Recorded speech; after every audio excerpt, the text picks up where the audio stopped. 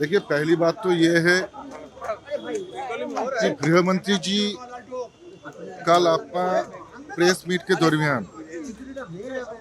लगभग सभी जो प्रश्न है इसका जवाब दे चुका है और उसमें चाहे घुसपैठ की मुद्दा हो या फिर इस बार 2026 की चुनाव की जो रणनीति है उसका विषय हो या फिर जिस तरह से बंगाल में वेंडलिज्म चल रहा है एक सरकार की नाम से, जो लोग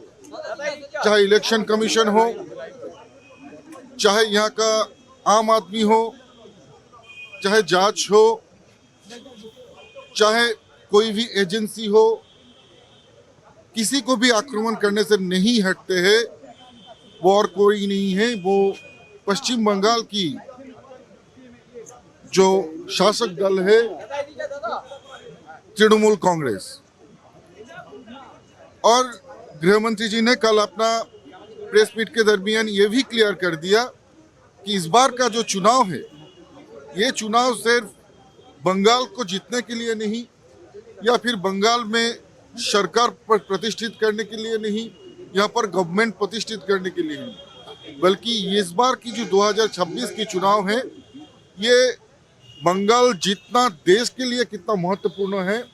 कितना महत्व रखते हैं, ये भी कल गृह मंत्री जी ने अपना प्रेस मीट के दरमियान क्लियर कर दिया। क्योंकि जिस तरह से इन्फिल्ट्रेशन हुआ है, जिस तरह से बंगाल की डेमोग्राफी चेंज हुआ है, जिस तरह से अभी भी 450 किलोमीटर से भी ज़्यादा जो बॉर्डर लैंड है वो एक्वायर करके सेंट्रल गवर्नमेंट को नहीं दिया गया, जिसके कारण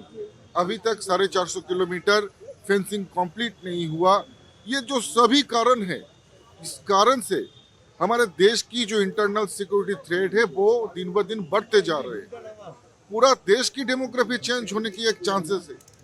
तो इसलिए इस बार का जो 2026 का जो विधानसभा चुनाव है ये चुनाव देश के लिए है, देश की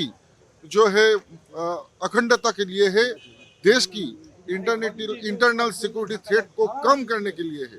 तो स्वाभाविक है कि इसको लेकर जो रणनीति है वो बनाना बहुत ही इम्पोर्टेंट है। और गृह मंत्री आप लोगों को पता है जिनको राजनीति की चाणक्य कहा जाता है, और गृह मंत्री अमित शाह जी जब जब बंगाल की धरती पर पधारे हैं, जब जब यहाँ पर आए हैं, तब तब बंगाल के लोगों की जो मन की जोर है, दृढ़ता है, वो बढ़ा है, वो वृद्धि पाया है। और इस बार भी उनका आने से बंगाल में संगठन दृढ़ हुआ और लोगों का जो आत्मविश्वास है बंगाल का वो भी मजबूत हुआ।